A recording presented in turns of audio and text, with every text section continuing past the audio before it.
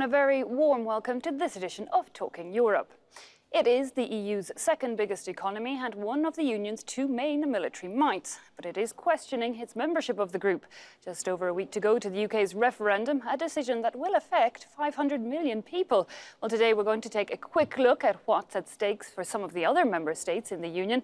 Before we get started, though, here's a look at the latest from the campaign trail. On one side, team out, on the other, team in. Each came with one goal, convincing voters.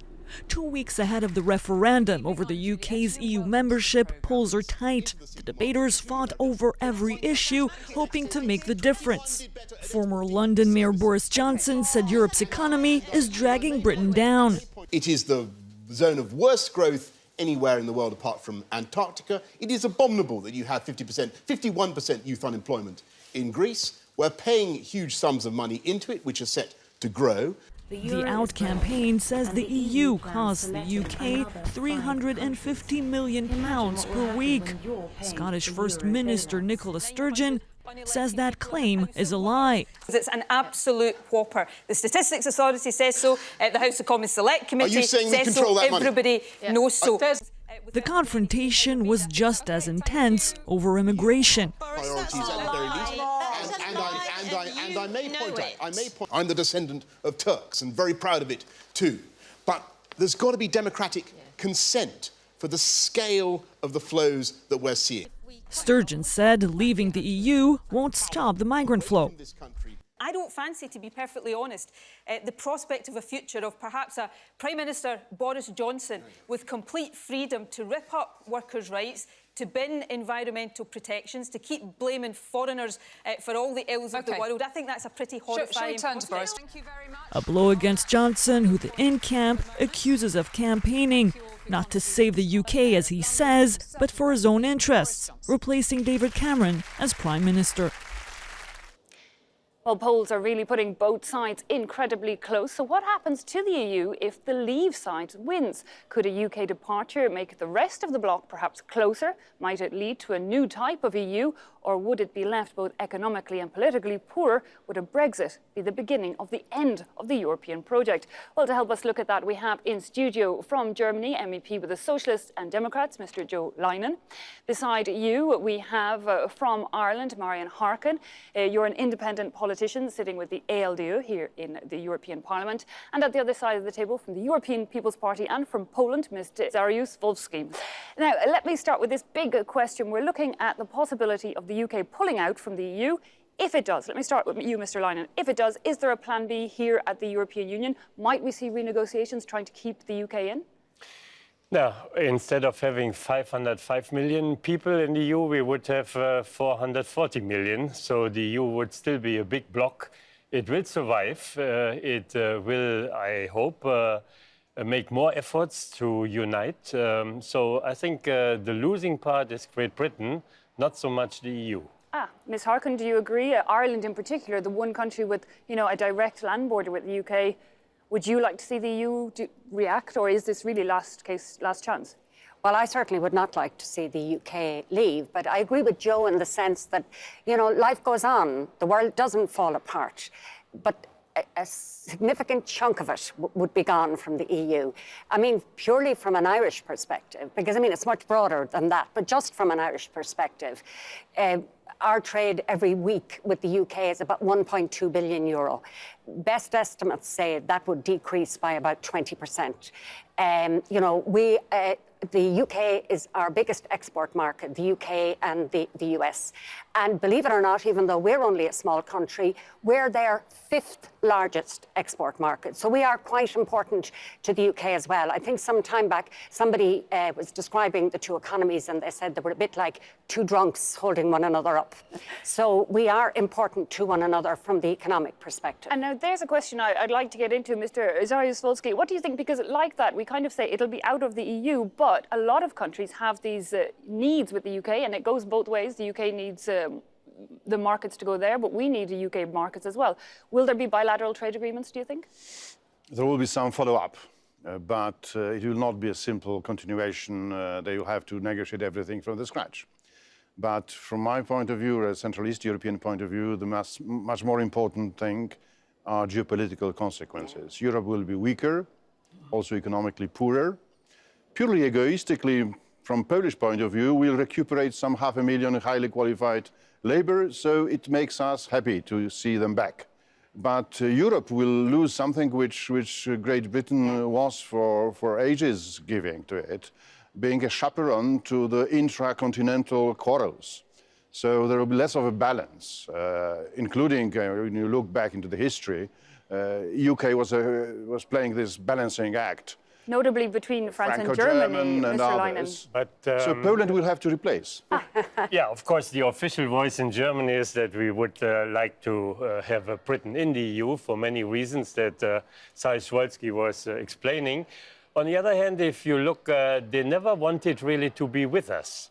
They have more like a privileged partnership than a full membership. With all their out of opt-outs. Schengen, out of the euro forever, as they say, out of home and justice affairs. They don't like defense and foreign affairs cooperation. And they don't like that ever closer union. Yeah, and now with the deal, I fear we will have a lot of problems with them staying in, because any further step ahead of more EU will be questioned by any prime minister in London saying, oh, but not with us. And therefore, I doubt that this referendum, if they stay in, is really clarifying their position towards what they call Europe and what kind of membership they're actually going to accept and be happy with.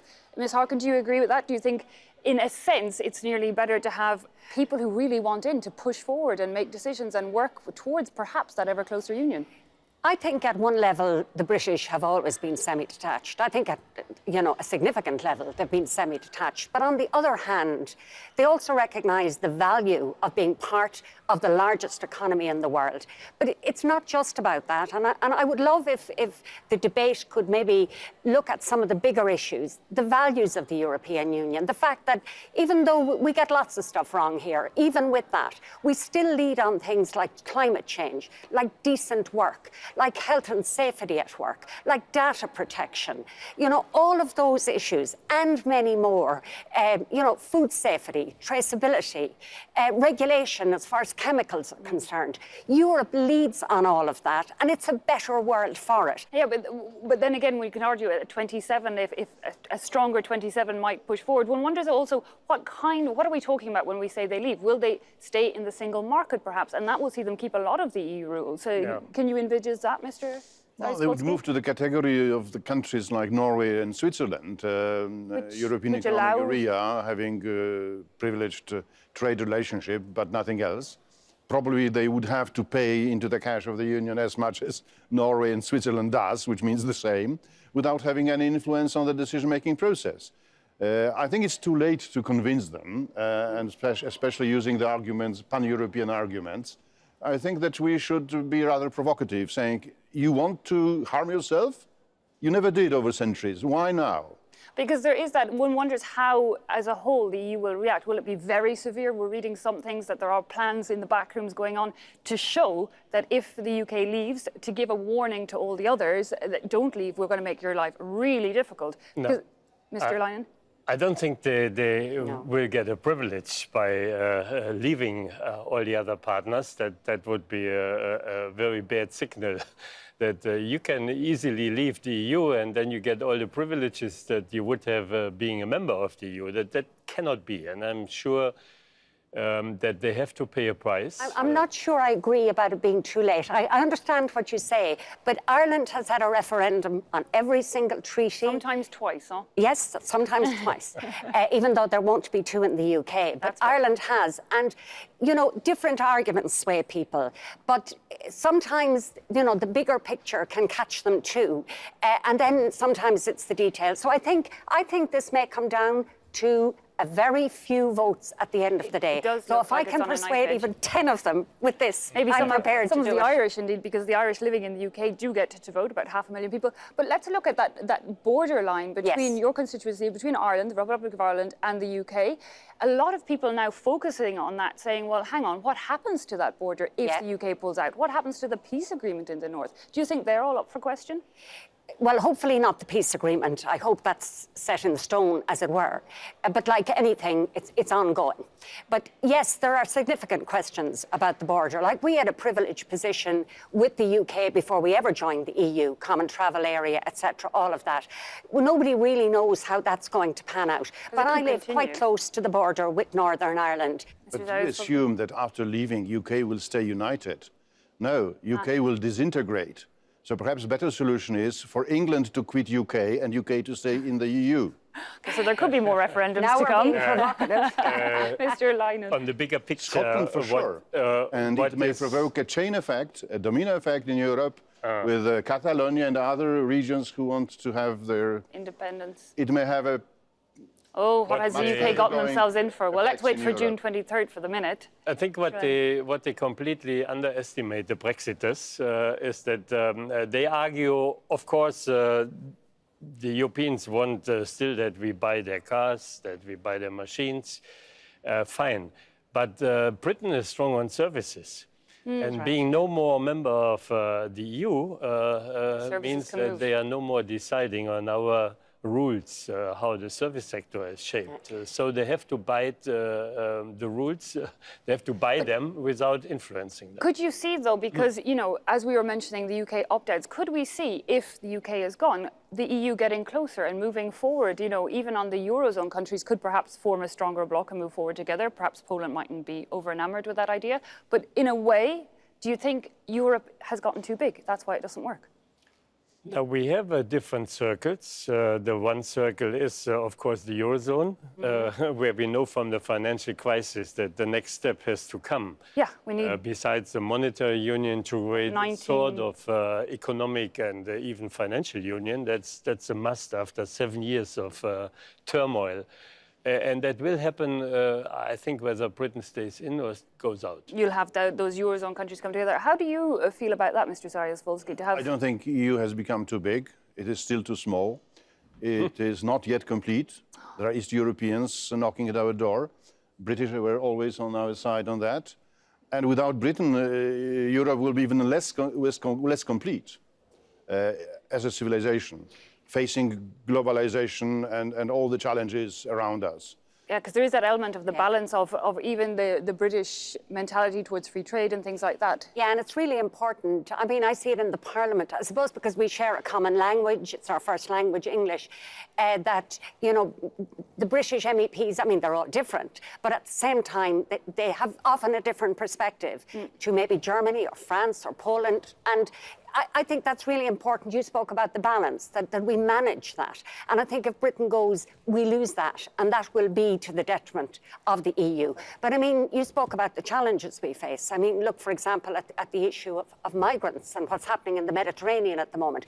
Of course, we're not dealing with that well, but just imagine if we didn't have an EU. Just imagine, well, at least we're doing something. We're not doing enough. We need to do a lot more. But if we didn't have an EU, slow and all as the movement is, the whole thing would just could be even total worse. and utter chaos. And tell me now, we were mentioning earlier, Britain is one of the big military mights of the EU, you know, and right now, given recent terrorist attacks, we're starting to see European member states share security information, try and come closer on that. How important is the UK role security-wise? Yeah, of course, it's a big military component. NATO, one of our biggest members. It is very defensive on EU cooperation in that field. They think that NATO is enough. What will not be the case for the future, because the Americans are looking towards the Pacific and not so much towards the Atlantic.